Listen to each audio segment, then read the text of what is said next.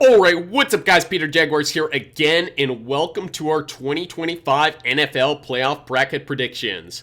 The road to Super Bowl 59 in New Orleans is on, and you know the drill by now. It's year 11 making the picks. We're trying to get it perfect out of the 8,192 playoff combinations. We did it in 2017. Bracket's a little bigger now, still hunting for that perfection with this 14-team playoff.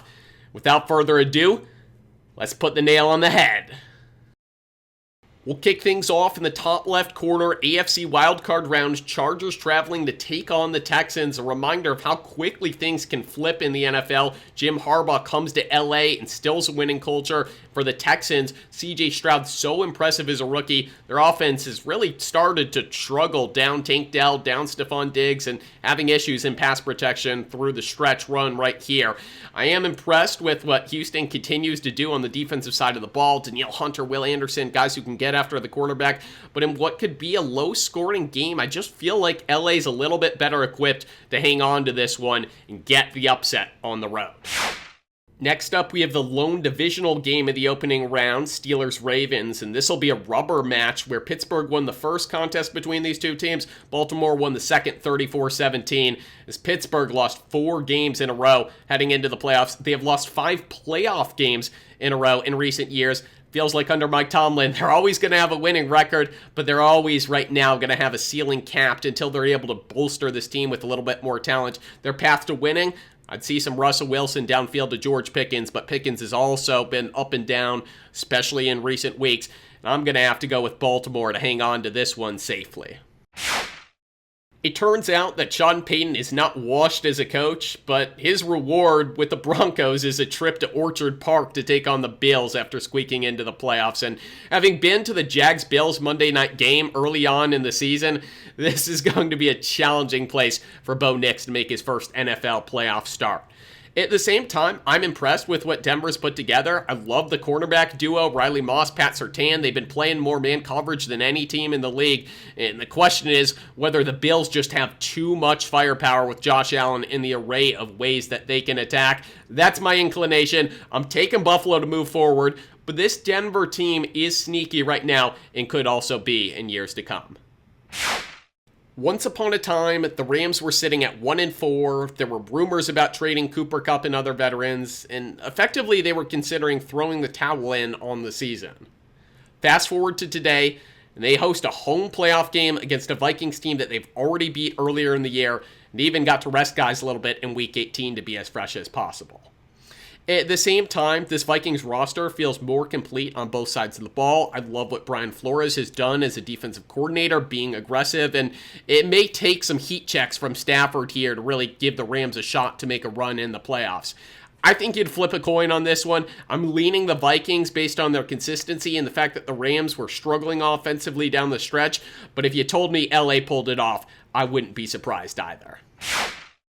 To me, Commanders-Bucks is the game of a bunch of Pac-12 rookies that I remember broadcasting games of back at Stanford. Of course, Jaden Daniels is at Arizona State before LSU, and I called a Stanford ASU game back in 2021. And for the Bucks, Jalen McMillan, Devin Cole from UW, and Bucky Irving from Oregon, all guys that I remember jotting down some notes and prep sheets for. And look, these rookies really have added some juice, none more notable than Daniels for the Commanders here. I feel like these teams can both get hot in any given game. Daniels has the swagger, Baker Mayfield's playing with a whole lot of confidence, and I'm just going to earmark this game too, while I go on the personal tangent of being the one where I'll go with a gut upset pick. I'm taking the Commanders here in what could be an up and down game, a high scoring shootout, and we'll take Washington to move on.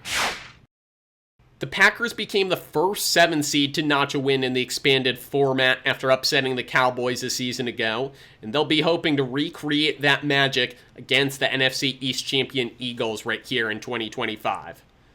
The story of the Packers season, though, is a team that's good enough to beat the bad teams, good enough to beat the decent teams, and one that struggles against the NFL's best.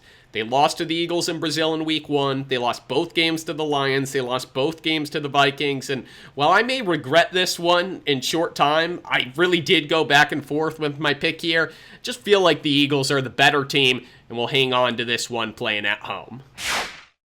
This is your annual reminder that the NFL playoff bracket reseeds after each round, so with the picks we have, Commanders being the lowest remaining seed will get sent to play Detroit. We'll flip things around and have Minnesota-Philly on the other side of the NFC.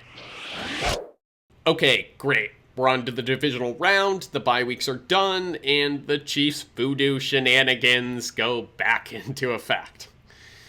Look, these two teams played close games during the regular season, both low-scoring affairs, but I think we're getting to the point where the rest asymmetry is very significant. The Chargers had their bye week all the way back in Week 5, now road playoff games in sequential weeks. Meanwhile, Kansas City effectively 3 weeks off. They sat guys in Week 18. They get a bye. They get to gear up here for the divisional round. I think that's too much for LA to overcome, knowing what Mahomes and Andy Reid will have schemed up.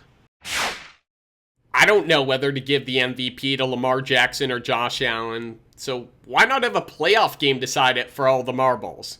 The Ravens did throttle the Bills in their head-to-head early on in the year, but I promise you, should this matchup come to fruition in the playoffs, it'll be a whole lot closer. There will be fireworks, and it very well may be the type of game that the team possessing the ball last comes out on top. If we get to that point, the Bills have been on both sides of shootouts against the Rams and the Lions. Well, the Ravens, down the stretch here, allow a league-low 15.4 points per game over the last 7 contests. I love what Kyle Hamilton's doing on the back end. I think there's a great case for the Bills going all the way, but my intuition tells me that this is the time Lamar comes through in a big playoff win and takes down the Bills.